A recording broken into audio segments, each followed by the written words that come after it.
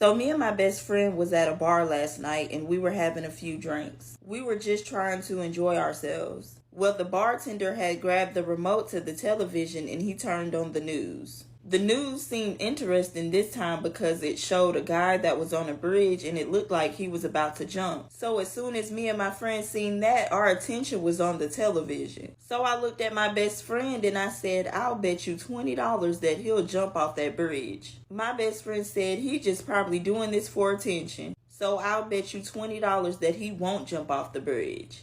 So we shook on it and we took the bet serious after that. 10 minutes later, the guy on the television closed his eyes and he jumped off the bridge. My best friend was so upset because she lost the bet. But still, she went in her purse and she handed me the money. All of a sudden, I started feeling guilty. I told her I couldn't take her money because I cheated. I told her that I was sorry because this same story was just on the 5 o'clock news. And I already knew the man was going to jump. My friend was still trying to hand me the money. She said just take it because I saw the 5 o'clock news too. And I just didn't think the guy was dumb enough to jump again.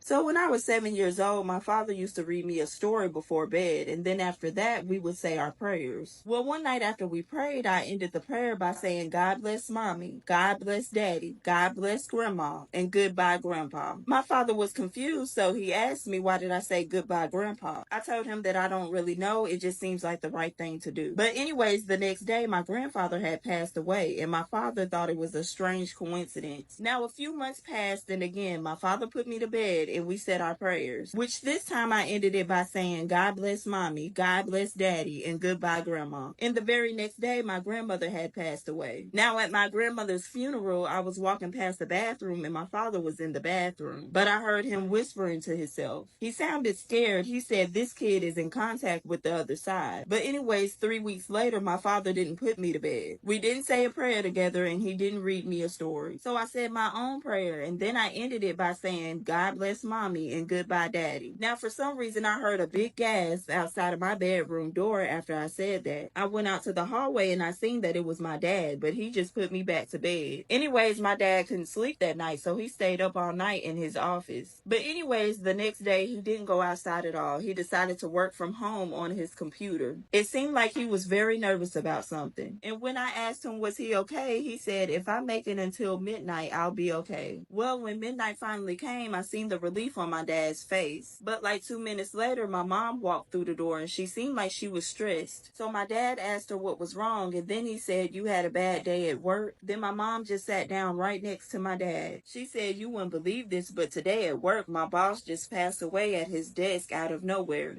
So yesterday I was walking down the street heading to work and that's when I passed by this pet store and it had this parrot in the window. But anyways, I was minding my business and then I heard the parrot say, hey lady, you're really ugly. Well, that made me really upset, but I just kept on going and I didn't say nothing to the bird. So after I got off work on the way home, I walked the same route. And again, I passed the pet store with the same parrot in the window. And that's when I heard the parrot say, hey lady, you are really ugly. And that time it made me so mad that I wanted to beat that parrot up. But no, I didn't. I just walked home. Well, the very next day I was walking to work and then I saw the same parrot. And again, the parrot said, hey lady, you are really ugly. But this time I didn't let it slide. I walked into the pet store and then I told the manager that I should sue this store and beat up the bird. The manager told me that he was so sorry and it's not going to happen again. So I took his word for it and then I left for work. Now after work, when I walked past the pet store, I thought everything was going to be different this time, like the manager said. But it's like the parrot couldn't even help itself. The parrot decided to speak to me again. It said, hey lady. That's when I stopped and I slowly turned my head. I said, what do you have to say to me this time? That parrot said, you know.